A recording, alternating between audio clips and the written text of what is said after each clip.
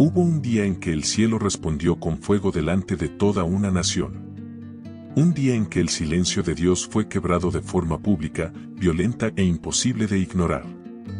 En lo alto del Monte Carmelo, dos poderes se enfrentaron, de un lado, cientos de profetas clamando en vano, del otro, un solo hombre, completamente solo, frente a un Dios invisible. No fue solo un milagro. Fue un juicio. Un ritual que expuso mentiras, derribó ídolos y reveló quién gobernaba realmente a Israel. Pero lo que casi nadie percibe es que aquel enfrentamiento fue mucho más que un desafío religioso. Allí estaban involucrados la política, la manipulación, la sangre, el miedo, y una nación entera al borde del colapso espiritual. Hoy vamos a regresar al Monte Carmelo para revelar lo que realmente ocurrió en aquel ritual donde el fuego cayó del cielo. ¿Y por qué este episodio sigue resonando como uno de los momentos más aterradores y decisivos de la Biblia? Antes de entrar en los detalles ocultos de este enfrentamiento en el Monte Carmelo, un ritual público que expuso mentiras, derribó ídolos y puso al cielo frente a la tierra, quiero hacerte una petición rápida, pero importante. Si te gustan las historias bíblicas contadas con profundidad, revelando lo que hay detrás de los textos y aquello que casi nunca se explica, suscríbete ahora al canal. Aquí, cada video se sumerge en los momentos más intensos, misteriosos y decisivos de las Escrituras. Aprovecha también para dejar tu like.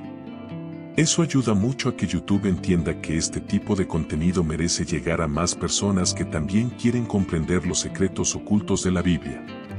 Y quédate hasta el final.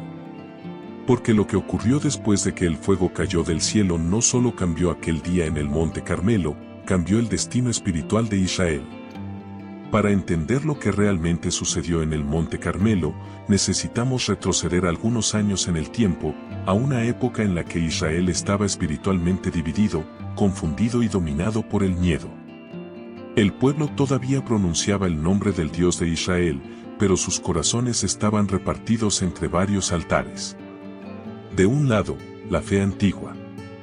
Del otro, el culto a Baal, un dios extranjero asociado con la fertilidad, el poder político y rituales extremos.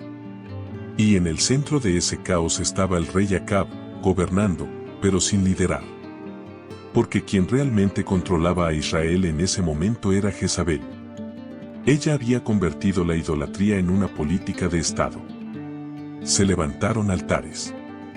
Los profetas del Señor fueron perseguidos. Y cientos de profetas de Baal pasaron a ocupar posiciones de influencia. Era como si el verdadero Dios hubiera sido expulsado de su propio reino. Y entonces, aparece Elías. Un hombre solitario. Sin ejército. Sin título. Sin protección. Pero con una convicción inquebrantable de que Dios seguía reinando. Y Elías no propone una guerra. Propone algo mucho más peligroso, una prueba pública.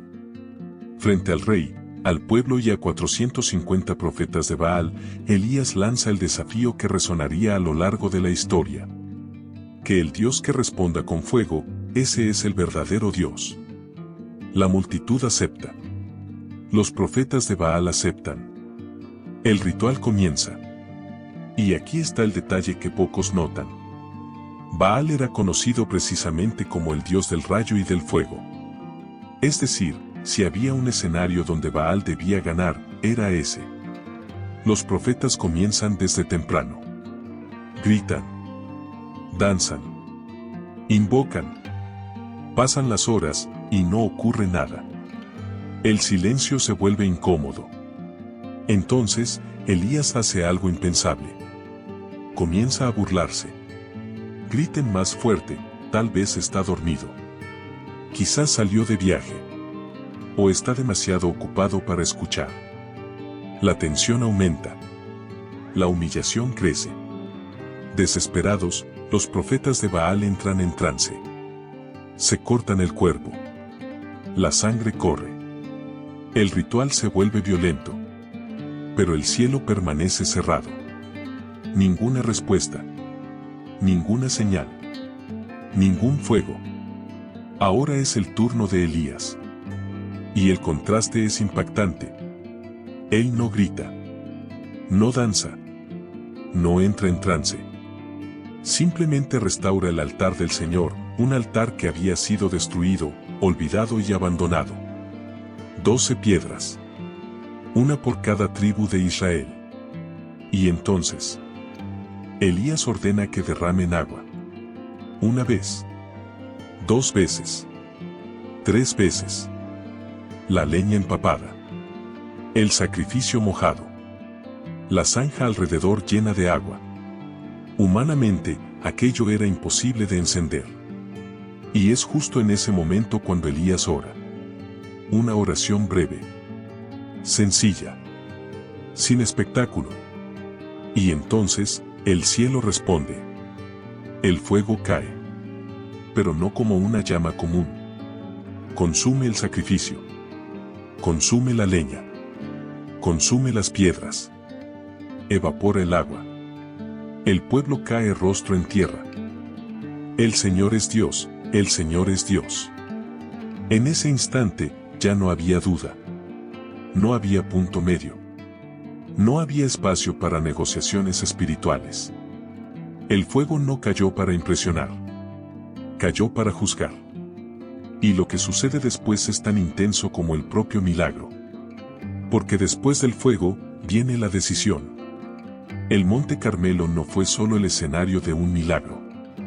Fue el lugar donde una nación tuvo que decidir de qué lado estaba. Y es precisamente aquí donde esta historia se vuelve aún más profunda y más inquietante. Porque cuando el cielo se manifiesta, nadie permanece neutral. Y lo que ocurrió después de aquel fuego cambió a Israel de forma irreversible. El fuego cayó. Pero el conflicto aún no había terminado. Porque el mayor error es pensar que el milagro puso fin a la batalla. En realidad, solo reveló quién tenía la razón. Ahora era el momento de decidir. El pueblo, todavía atónito, permanecía postrado. El olor a humo seguía en el aire. Las piedras negras del altar humeaban como una cicatriz visible del juicio que había descendido del cielo. Entonces, Elías se levanta. Sin gritar. Sin celebrar. Con una autoridad que no venía de él, sino de la respuesta divina que todos acababan de presenciar. Prendan a los profetas de Baal. Que no escape ninguno. La orden resuena por todo el monte. Y aquí hay un detalle que muchos pasan por alto. Aquellos hombres que horas antes gritaban, danzaban y se cortaban, ahora estaban en completo silencio. El poder que afirmaban tener desapareció en el mismo instante en que el fuego cayó. Son llevados al valle del arroyo Quizón. Y allí, el juicio se completa.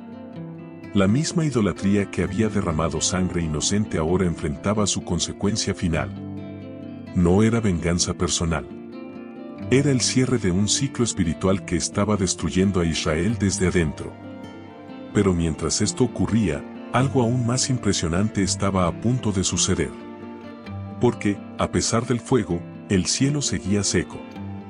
3 años y medio sin lluvia. La tierra agrietada. Las cosechas perdidas. El pueblo agotado. El fuego reveló quién era Dios. Pero la lluvia todavía tenía que volver. Elías sube nuevamente a la cima del monte. Esta vez, no para confrontar, sino para interceder. Se inclina hasta el suelo. Coloca su rostro entre las rodillas. Y ora. No una vez. Ni 2. 7 veces. Con cada oración, le pide a su siervo que mire hacia el horizonte. Nada. Silencio. Cielo despejado. Pero Elías no se detiene. En la 7ª vez, el siervo regresa con la voz temblorosa. Veo una pequeña nube, del tamaño de la mano de un hombre. Elías se levanta de inmediato. Lo sabía. Esa pequeña nube cargaba una tormenta entera. El viento comienza a soplar. El cielo se oscurece.